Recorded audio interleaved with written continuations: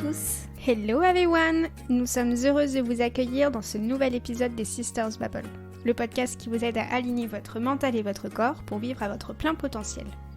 Aujourd'hui, nous avons l'honneur d'accueillir notre tout premier invité, Steven. Il est instructeur Soma, musicien et cofondateur de l'Académie Renaissance. Il est avec nous aujourd'hui pour nous parler de la respiration et ses bienfaits, et plus précisément, de nous parler de l'outil de respiration Soma. Alors, à la fin de ce podcast, si vous avez aimé, n'hésitez pas à le partager et à le noter 5 étoiles pour nous aider à nous développer et toucher encore plus de monde. Pour continuer à partager avec nous, vous pouvez aussi nous laisser un commentaire ou écouter nos anciens podcasts ou tout simplement nous retrouver sur notre Instagram où on partage quotidiennement des inspirations avec vous. Alors installez-vous confortablement et c'est parti pour un moment de partage avec nous.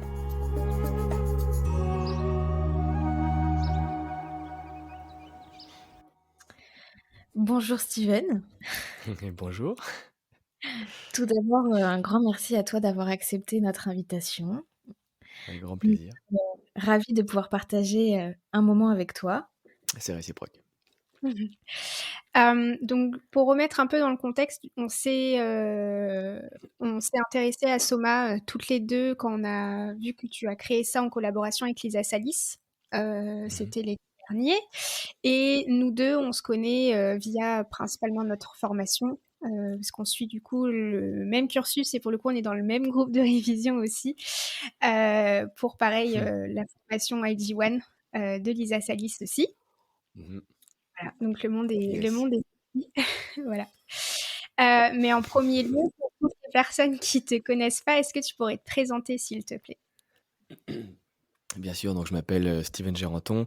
Je suis donc entre autres instructeur Soma. Donc Soma, c'est cette fameuse technique de respiration dynamique et de méditation consciente. Je suis également musicien, ecstatic dance DJ, et puis j'ai été initié à certaines pratiques énergétiques, le Laoshi, le Reiki. Mais aujourd'hui, en atelier, en retraite, j'utilise principalement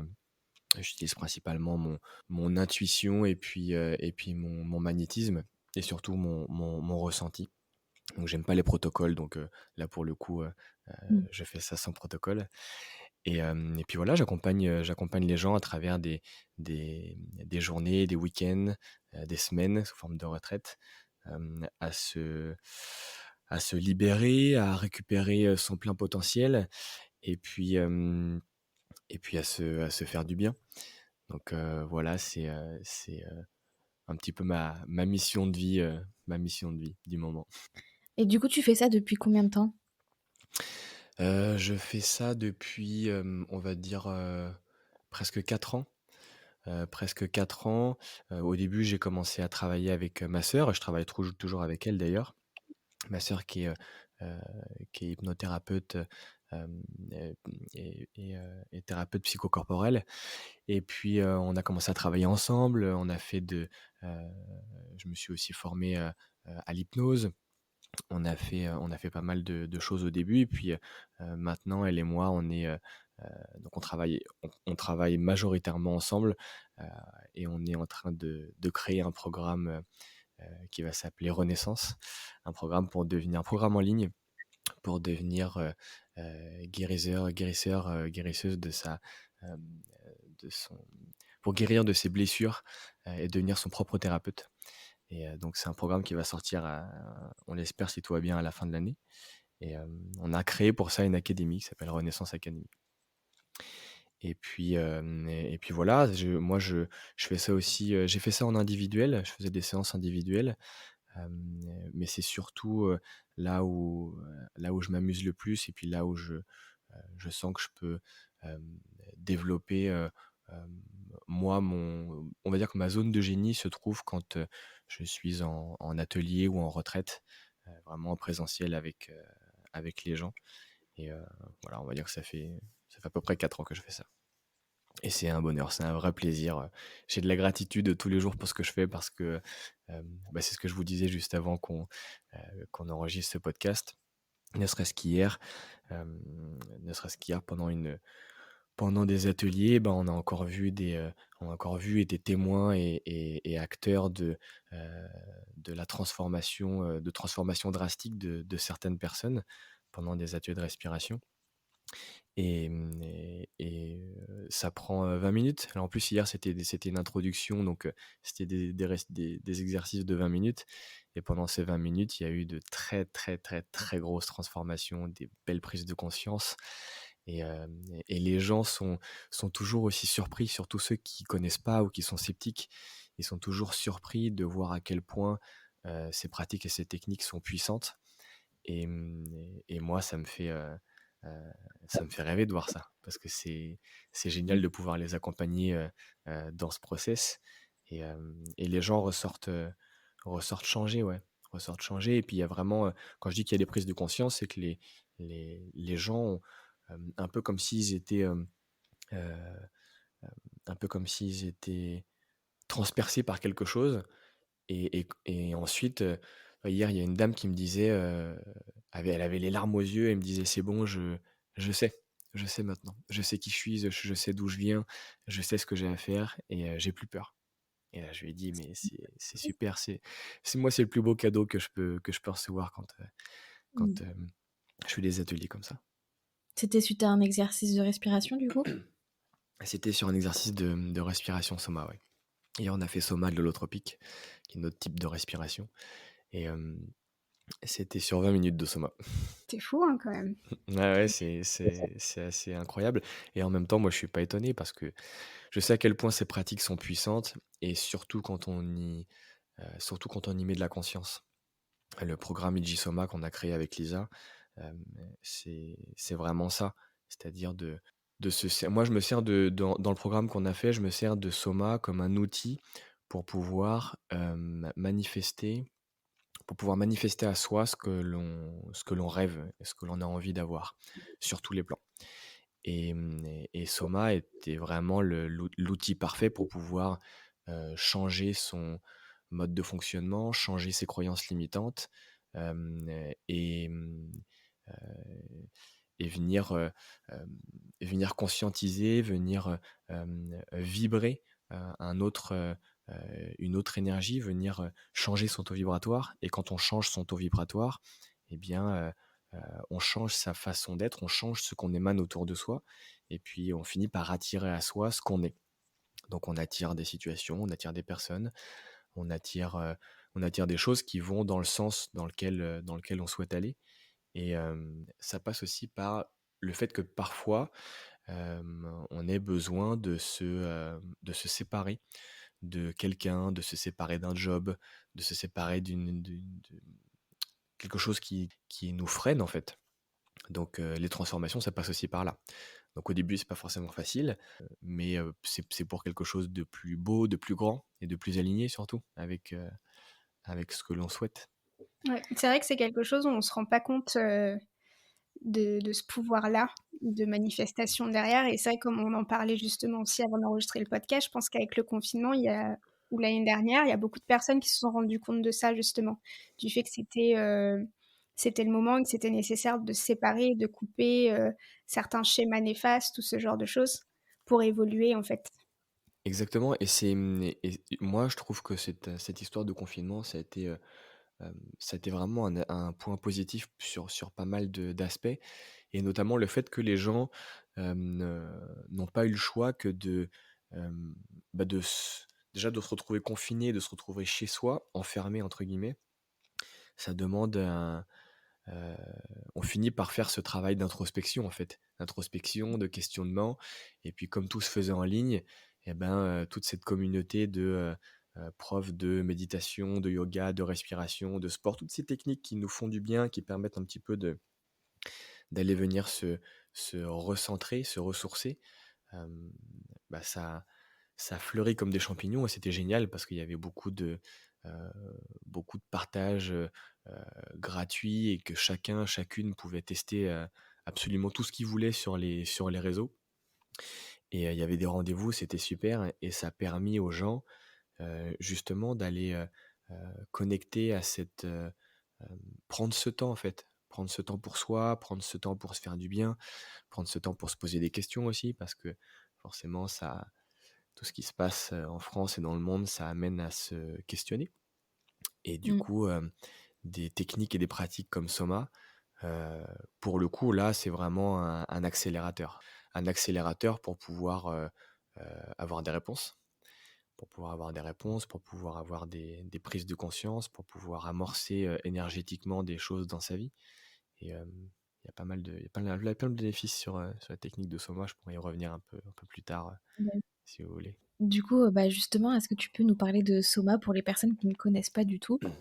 En quoi ça Ouais, consiste? alors Soma, c'est un système holistique complet de différentes techniques de respiration qui proviennent principalement du pranayama. Hem, le pranayama, c'est une discipline du souffle à travers le yoga, hem, une des disciplines qui est vraiment très importante. Et donc c'est une discipline du souffle à travers la connaissance et le contrôle du prana, donc de l'énergie vitale. Pranayama, ça veut dire extension de la force de vie. Donc quand on, hem, quand on utilise Soma, eh bien, on va utiliser cette force de vie, on va la générer, on va l'absorber. Et une des forces de Soma, ça réside, dans le fait que toutes les techniques de respiration qui sont utilisées, parce qu'il y en a plusieurs, elles sont aujourd'hui appuyées par la science moderne. Pour les gens comme moi, qui sont très cartésiens, qui ont besoin de preuves, qui ont besoin de preuves tout simplement, eh bien, on a pas mal de retours et pas mal de spécialistes qui ont prouvé que des exercices comme Soma sont très puissants. Alors Soma, hem,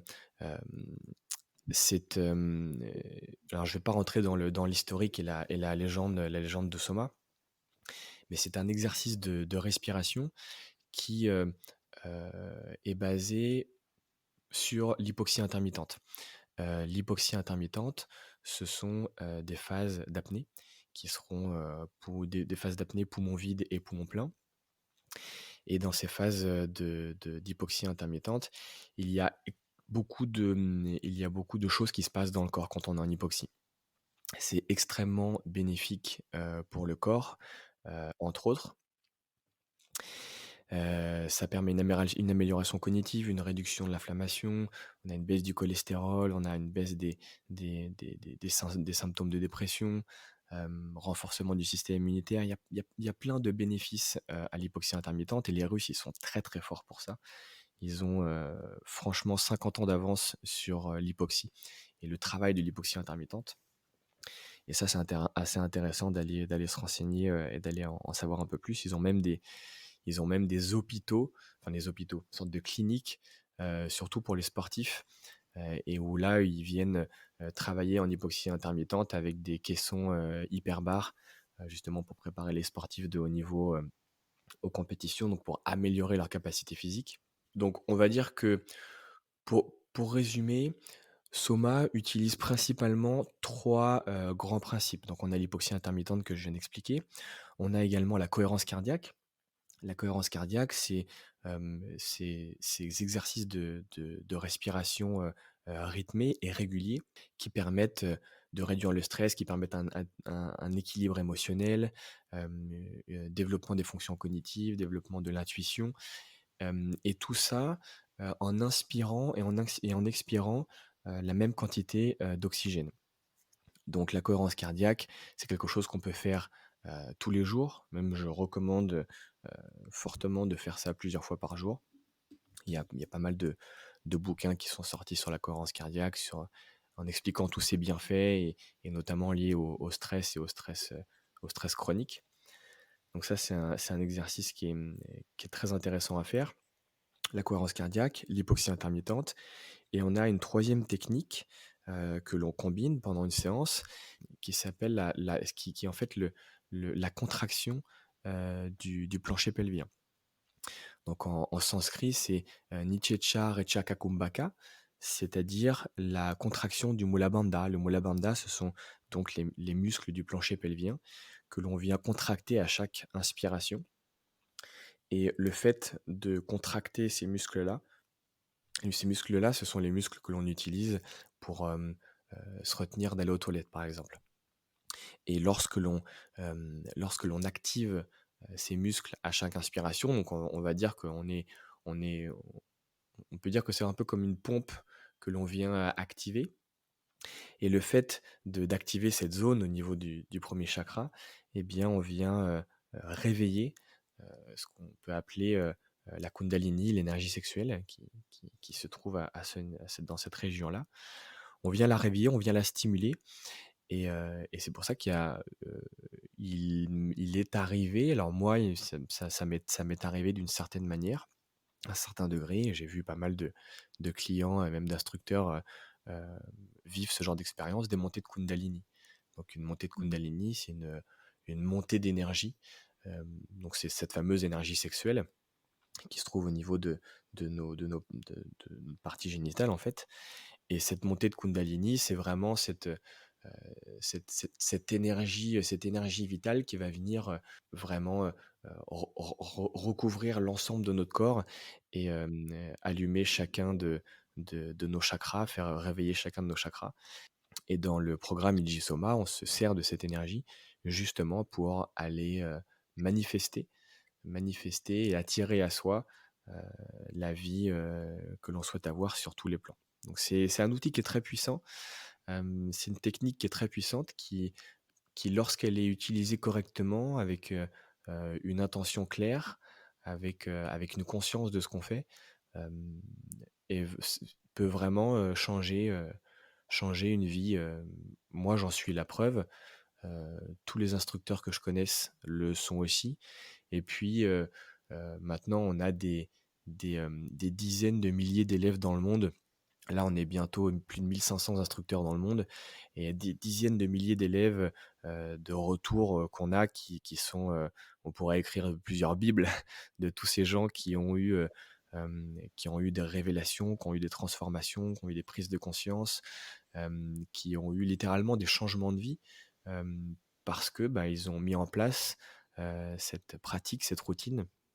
Donc il y a rien de magique là-dedans, hein. Ce sont des exercices de respiration, c'est de la conscience, c'est de la conscience dans ce qu'on fait. Et puis Soma, en fait, si celui qui a inventé cette technique, Niraj, hem, il a rien inventé, il a juste, été récupérer à droite et à gauche les meilleures techniques de ce qui se fait. Il les a, combinées avec de la musique, parce que c'est ça aussi, qui fait la différence avec les autres pratiques respiratoires, c'est que Soma se fait avec, une musique spécifique qui est créée spécialement pour ça. Et du coup, ça tout un melting pot, d'outils, de techniques associés à la musique et qui font heu, on rentre dans un voyage intérieur qui est vraiment puissant et qui est vraiment intéressant. Ouais, c'est un beau cocktail. C'est ça, c'est un beau cocktail. Et mais c'est vrai que c'est assez impressionnant de voir qu'il y a beaucoup plus de science derrière que ce qu'on imagine. Parce que c'est vrai que ça reste encore très flou pour beaucoup de personnes, même la respiration, la cohérence cardiaque. Il y a beaucoup de Mmh. livres comme qui en sortent. Nous, on a fait un podcast dessus où justement on parle vraiment de l'utilisation du souffle dans le sport. C'est quand même un outil qui est encore très peu connu, très peu utilisé, mais qui est extrêmement puissant. Et je pense qu'on est juste aux prémices. C'est ça, on est vraiment aux prémices de ça. Ça commence un petit peu à se faire connaître, à se faire savoir par rapport à la science et heu, ce que dit la science là-dessus. Niraj qui a pas mal de contacts et notamment heu, il a été contacté, une scientifique de la NASA qui s'appelle, Cindy, Margritz et qui est spécialisée dans le neurofeedback et elle a mesuré, quelles étaient les ondes cérébrales pendant une session de méditation soma et les résultats, ils sont assez stupéfiants. Parce qu'en fait, le praticien soma, il passe d'un état alpha, donc les ondes alpha qui sont les ondes à 10 Hertz, qui sont des ondes liées à la méditation, au repos, au pré-sommeil. Donc on est dans un état de relaxation. Donc le praticien soma, il passe d'un état alpha à un état theta. Theta, c'est, hem, on pourrait donc c'est des ondes qui sont beaucoup plus longues et on pourrait dire que dans cette activité theta, on a une créativité qui est accrue, une résolution, des traumas qui peut se faire aussi assez rapidement. Donc en fait, ce qui se passe, c'est que pendant cette séance, les ondes alpha et theta se chevauchent et le fait que ces ondes se chevauchent, eh bien, elle nous expliquait que dans ces états, le cerveau, il est capable d'engendrer des libérations et des résolutions de traumas.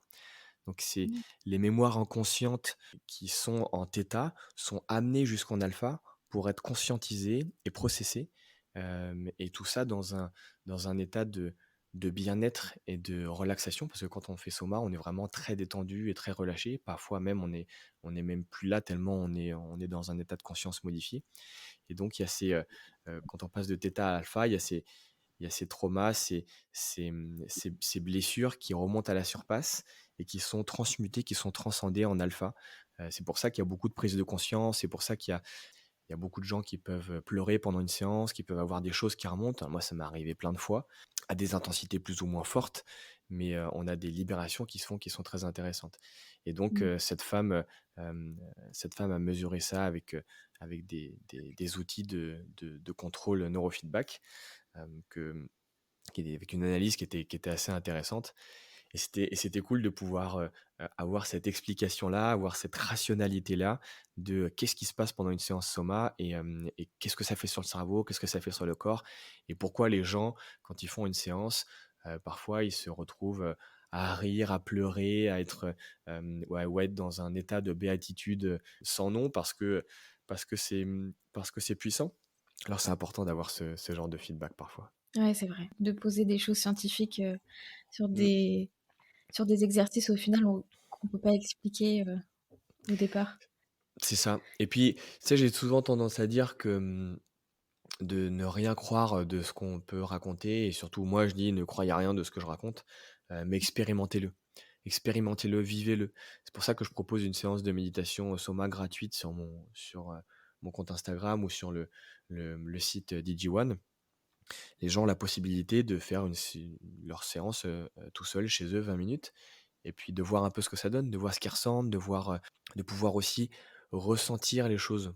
Pour prendre mon exemple, au début, j'avais du mal à ressentir les énergies, j'avais du mal surtout quand j'ai commencé à faire du Reiki, du Laoshi.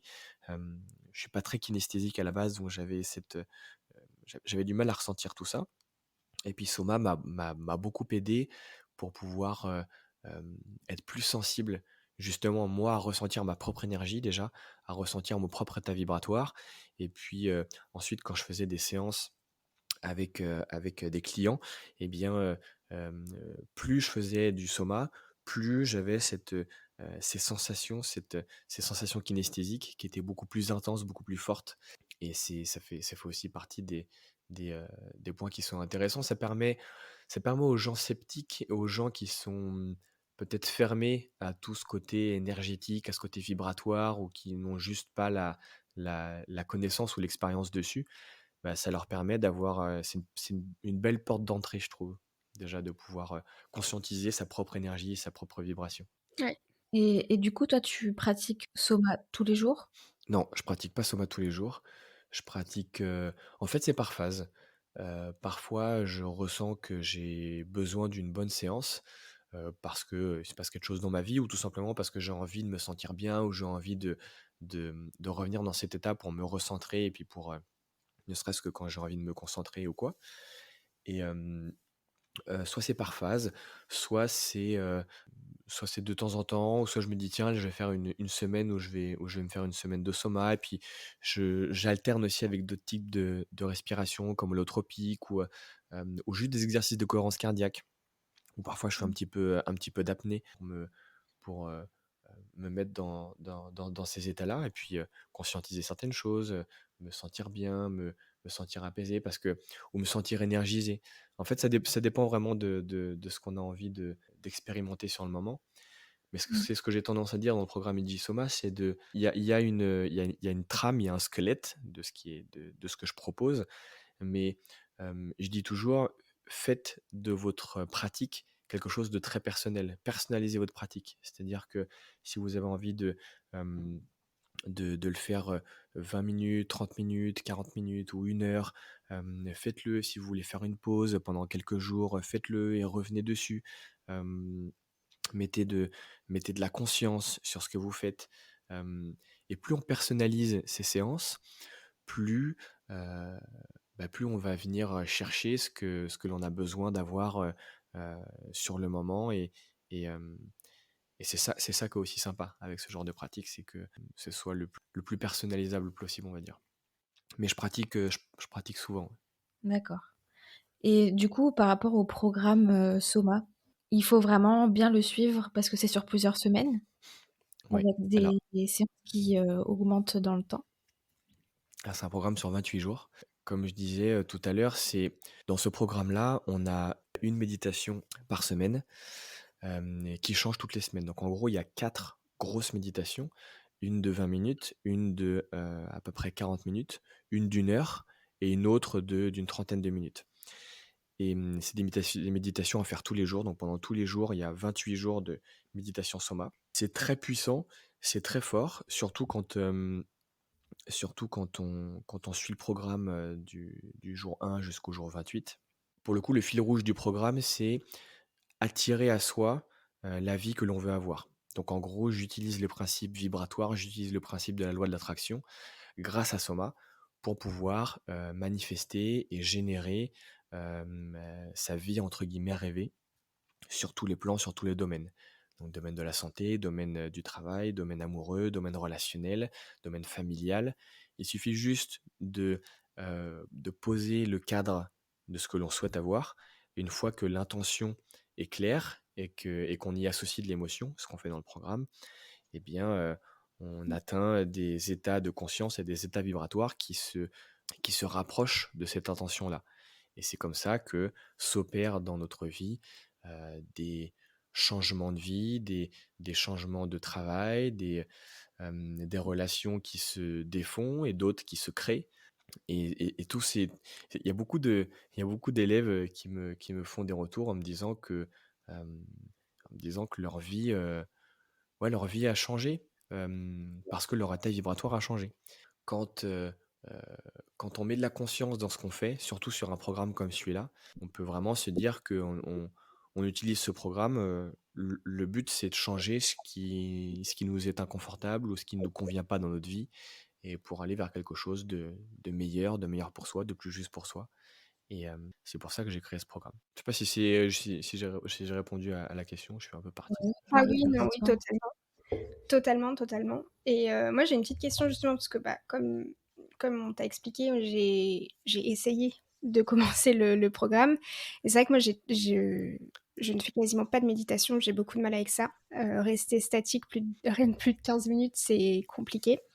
Donc qu'est-ce que tu conseillerais pour les personnes justement, parce que ça peut être assez intimidant de voir qu'à la fin du programme, c'est quasiment 1 heure de séance.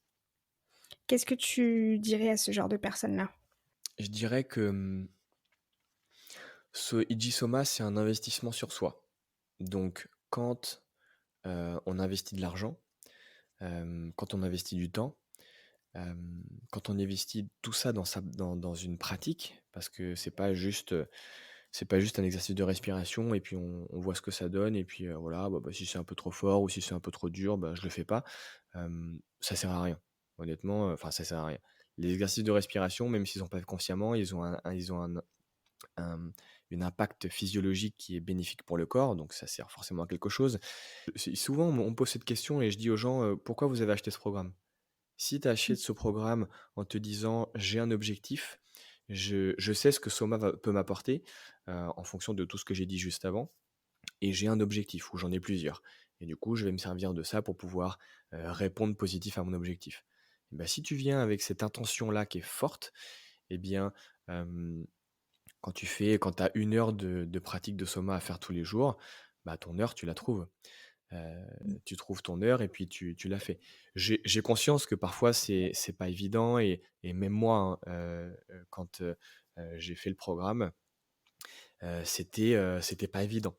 C'était pas évident parce qu'on a tous un planning, très chargé et qu'1 heure de soma, c'est très intense, et puis, c'est pas juste 1 heure. C'est-à-dire qu'on met au moins, une bonne demi heure ensuite à revenir, à conscientiser. Il y a souvent des choses qu'on a envie d'écrire, qu'on a envie de mettre sur papier pour se rappeler, et cetera.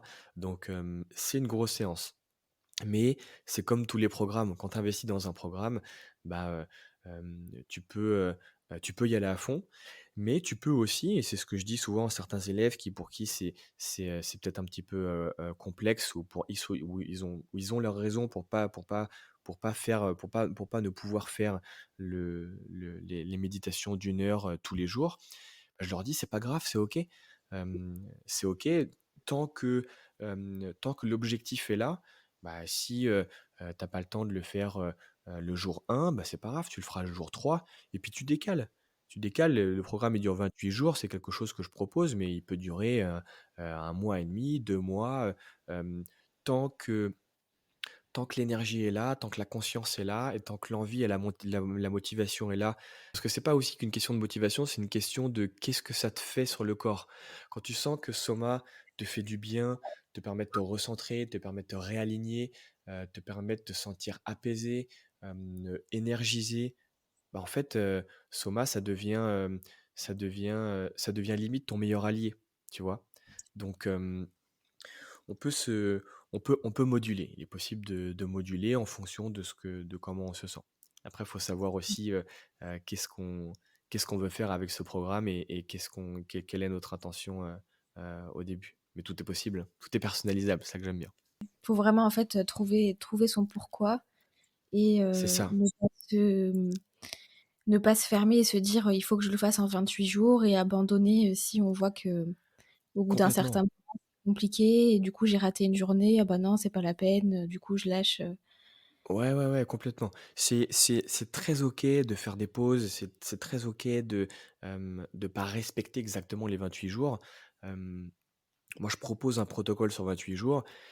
Si ça doit être personnalisé, et ben c'est très bien.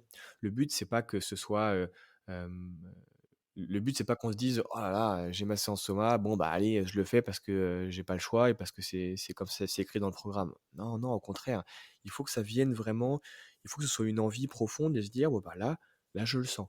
Là, c'est OK, j'ai envie de le faire, j'ai envie d'y aller». Ou même de se dire: «Là, c'est la semaine où j'ai ma méditation d'une heure à faire tous les jours. Tiens, aujourd'hui, j'ai pas envie de faire 1 heure, j'ai envie de faire les 20 minutes». Et ben, on fait les 20 minutes, et c'est très bien, et c'est OK. Il faut vraiment, faut aussi s'apprendre à apprendre à s'écouter, à écouter ce qui est juste pour nous, à écouter ce qui nous fait du bien sur le moment. Et peut-être que, pendant la semaine, la troisième semaine où on a 1 heure à faire tous les jours, bah, peut-être qu'il y a un jour où on se dira: «Là, bah, là, non, j'ai pas envie de faire 1 heure», ou «J'ai pas envie de faire, ma session, je le ferai demain ou après-demain», ou «Là, je le sens pas, je suis pas OK». Tu vois? Mmh. Donc, Ouais. faut vraiment s'écouter, se dire: «Qu'est-ce qui est juste pour moi? Qu'est-ce qui me fera du bien? Et qu'est-ce que j'ai envie de faire sur le moment?» Après, toutes les autres excuses «J'ai pas le temps», ça, ou alors «J'ai peur parce que je sais qu'il y a un truc qui est un peu inconfortable et j'ai pas envie d'y aller», heu, tout ça, c'est OK aussi, mais c'est aussi heu, une question de choix. Tu vois? Quand on me dit: «J'ai pas le temps», hem je dis, «OK», mais 1 heure, si on veut, on la trouve, si on en a vraiment envie dans sa journée. Donc, hem, après, c'est très personnel à chacun, donc c'est pour ça que j'aime bien, dire que c'est modulable et personnalisable, et puis, il y a pas à se, fustiger, ou, ou se dire: «Ah non, j'aurais dû», ou regretter, ou se culpabiliser.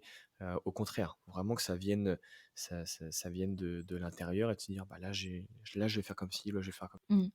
Et du coup, tu disais que c'était, sur 28 jours. Est-ce qu'il y a vraiment une raison? Pourquoi est-ce que tu les as fait sur 28 jours? Bonne question.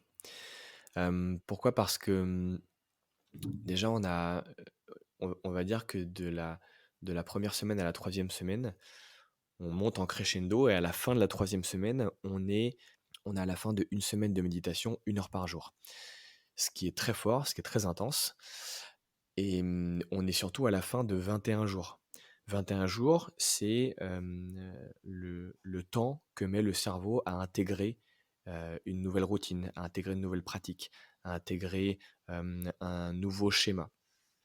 Et du coup, après ces 21 jours, on a une quatrième semaine qui, à la fin de cette quatrième semaine, on a donc ces 28 jours. Et bien cette quatrième semaine, j'ai appelé la méditation intégration. Justement pour pouvoir, intégrer 21 jours de process qui ont été assez intenses auparavant et pour pouvoir intégrer, conscientiser, et venir, «asseoir» entre guillemets son intention, qui a été posée au début du programme. Donc à la fin des 28 jours, heu, on va dire qu'on a un cycle, qui est fermé, qui est conscientisé et on a toutes les armes pour pouvoir, si les changements n'ont pas déjà commencé à s'opérer dans la matière, on a déjà amorcé pas mal de choses en 28 jours, Ouais, ça paraît je logique. dirais. Oui, c'est vrai Ça que de toute paraît façon, on dit tout le temps qu'il faut un certain nombre de jours pour que ça devienne une un habitude, automatisme. un Mmh. Mmh, automatisme, que ça soit ancré exactement. dans notre quotidien, quoi, du coup. Ouais, C'est ça Mmh. qui est c'est important. ça. Du coup, si les auditeurs, souhaitent te suivre et en savoir plus, où est-ce qu'ils peuvent te retrouver et trouver ce que tu proposes? Alors, principalement sur Instagram, steven.renaissance, c'est mon nom sur Instagram et il y a tout dans ma bio. Je partage pas mal de choses, notamment les ateliers, les retraites, que je fais pour l'instant en duo et puis on a un site internet, qui est, connexionassoi.fr et de toute façon tout est dans ma bio sur Instagram, donc si les gens veulent aller sur Insta, ils ont accès à toutes ces données. On mettra en lien sous le Mmh. podcast. Ouais, Super. on va essayer, parce qu'on oublie tout le temps de le mettre, mais cette C'est vrai, fois-ci, on oublie les liens. cette Non, là, fois-ci, ça cette OK, fois-ci, on c'est top. pensera à le mettre. Du coup, un mot pour la fin. La dernière question, c'est est-ce que tu as un conseil que tu souhaites donner et qui te tient à cœur, que ce soit Soma ou autre? La première chose qui me vient, c'est d'écouter son corps. Quand je dis d'écouter son corps, c'est dans tous les domaines, dans toutes les situations, avec toutes les personnes qu'on rencontre, avec toutes les décisions qu'on a à prendre. C'est d'écouter son corps parce que son corps, c'est notre meilleure boussole. C'est notre corps qui sait, mieux que notre mental, quand c'est OK ou quand ça ne l'est pas. Et quand je dis écouter son corps, c'est hem, écouter ses ressentis, écouter physiquement, kinesthésiquement ce qui se passe dans notre corps quand, on a une décision à prendre, quand on est avec quelqu'un, quand on est dans une situation, hem, qui n'est pas OK, qu'est-ce que notre corps nous dit? Et quand notre corps, il nous fait ressentir des choses, qui sont désagréables, eh bien, il faut, se poser des questions et se dire, est-ce que c'est juste pour moi? Tu vois, il se passe beaucoup de choses, hein, depuis cette histoire de crise sanitaire et de Covid. Et bien pour moi, tous ces débats qui se font depuis, bientôt 2 ans, et bien pour pouvoir avoir à des réponses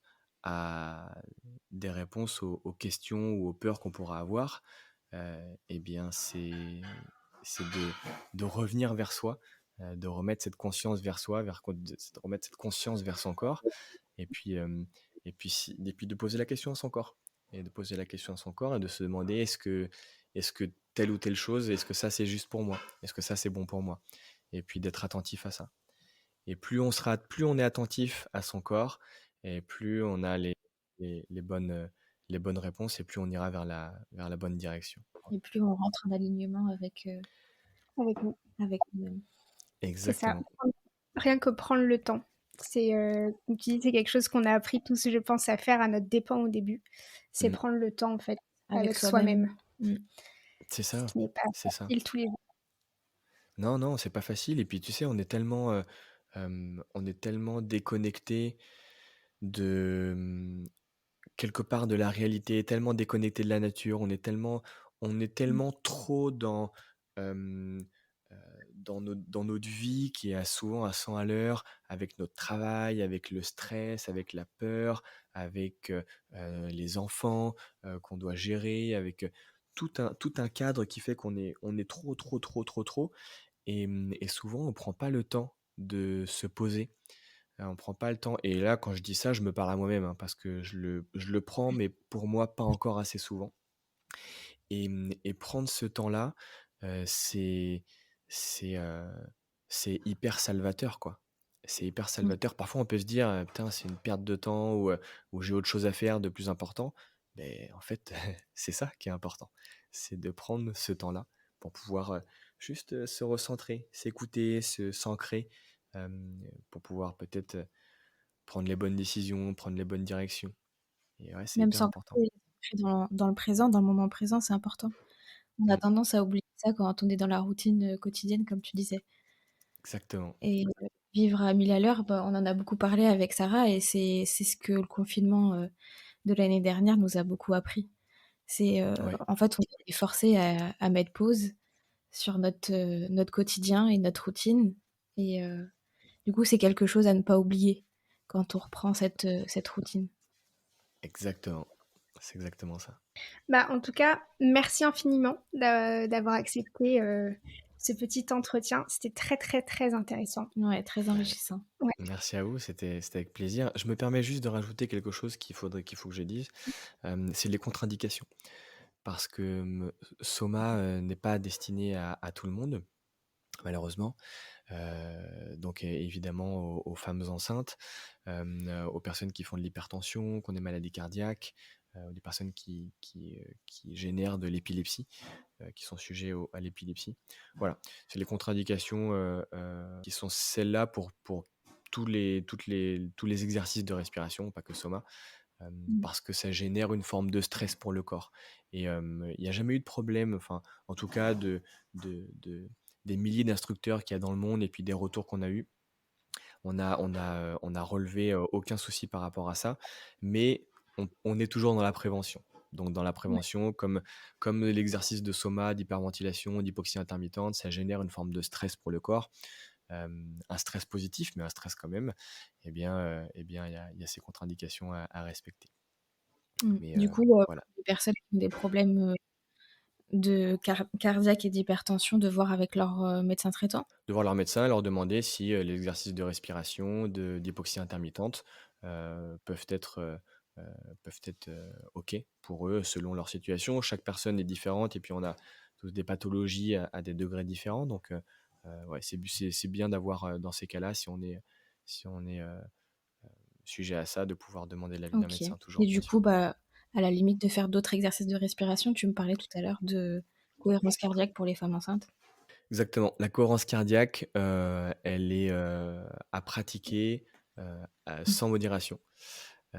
Sans modération dès que pour tout le monde, les enfants, les adultes, les jeunes, les moins jeunes, les femmes enceintes, pour tout le monde parce que c'est, un exercice de respiration très simple. On inspire par le nez, on expire par la bouche de manière régulière, 4-4, 5-5, 6-6.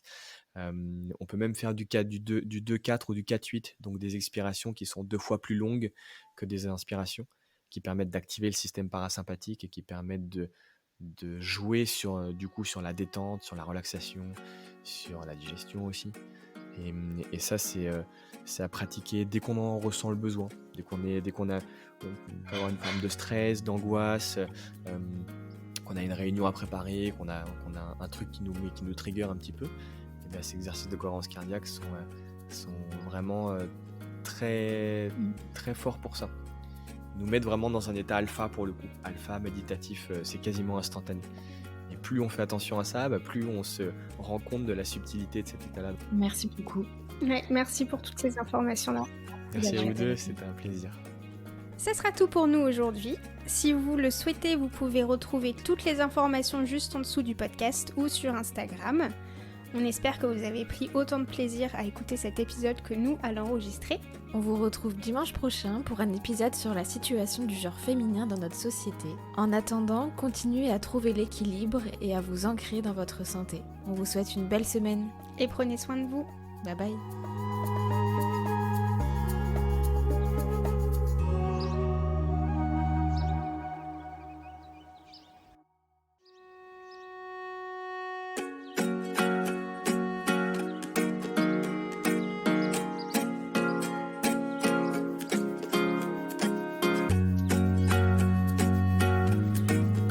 Bonjour à tous. Hello everyone! Nous sommes heureuses de vous accueillir dans ce nouvel épisode.